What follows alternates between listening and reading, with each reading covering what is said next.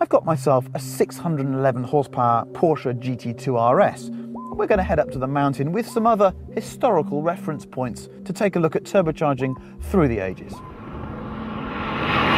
The GT2 RS summarises the fundamentals of turbocharging. Take a GT3 RS, add 2 turbochargers, and your 444 horsepower becomes 611 horsepower.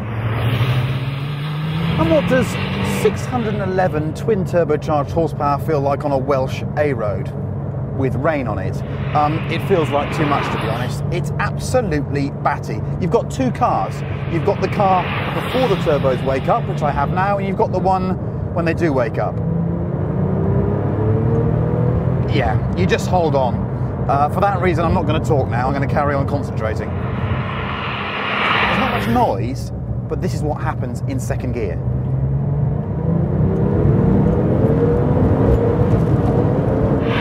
Now, this car feels like it's going to do a wheelie every single time you accelerate. Jesus Christ! If the GT2 RS represents new school turbocharging, well, the noble M600 is new old school turbocharging. This is the simplest of recipes. It really is a modern day F40. A metal chassis, a twin turbo V8, and as much power as your testicles can handle. Down here I have a little switch. It says road, track and race. Normally this stuff means absolutely nothing, it's just marketing bollocks. But in the noble M600 it really does mean something. Road, 450 horsepower. Track, 550 horsepower. And race, 650 horsepower. I'll give you a bit of race.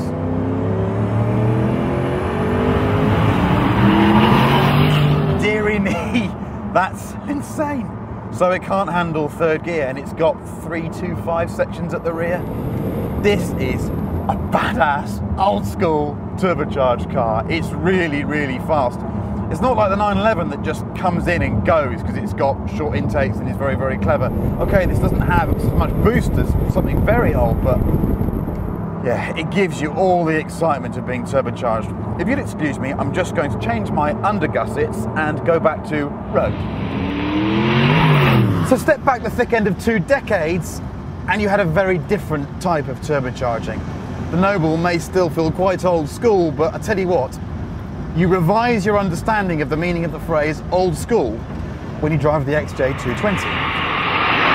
I've never driven one of these before, and like you, it was probably a dream car when I was younger, but honestly, there's nothing feels as turbocharged as an XJ220. It may have 500 horsepower, but I put my foot down, I have to wait for it to come, and then it just surges at me. It's all about surge, and it's about anticipation.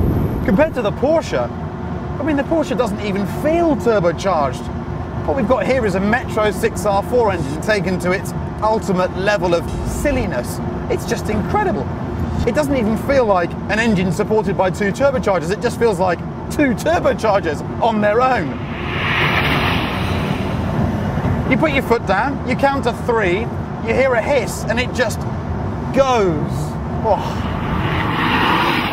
Supercars are about intimidation, they're about excitement.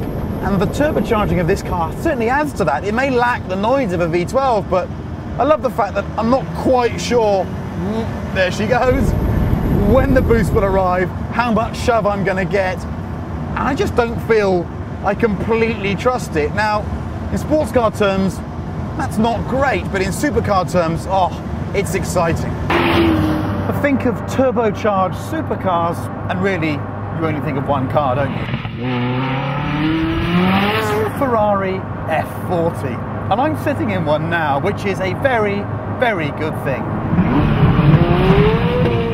Of course the F40 feels old school and turbocharged, but it's not like the Jag. This is much lighter on its feet, less intimidating, and it really uses its turbocharging to full effect. Yes, there's some lag, but it's so exciting when it goes. Third gear, 4,000 RPM, lights the rear wheels up. It's just, oh. All those guys back in the day, all of my predecessors were so right about this car. I disagree with a lot of them about many things, but This car is everything a supercar should be. I'm not sure Ferrari's ever done a car better than it did this. What a car. I mean, the driving position is laughable.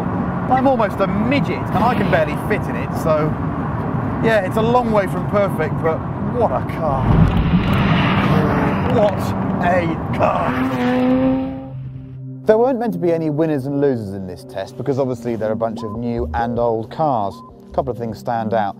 The noble M600 is the modern personification of the Ferrari F40. It just has that feeling of excitability on the road. But the F40 does stand proud. It's just the most spectacular driving machine. We've been discussing it for the last 2 days, and one thing came up in conversation which is interesting. Almost all the very great road cars are normally aspirated. But the F40 isn't. The F40 is twin turbocharged and somehow all the greater because of it. It takes its turbocharging and uses it to create an even greater driving experience. And we love it for that. It's a great car, a truly great car.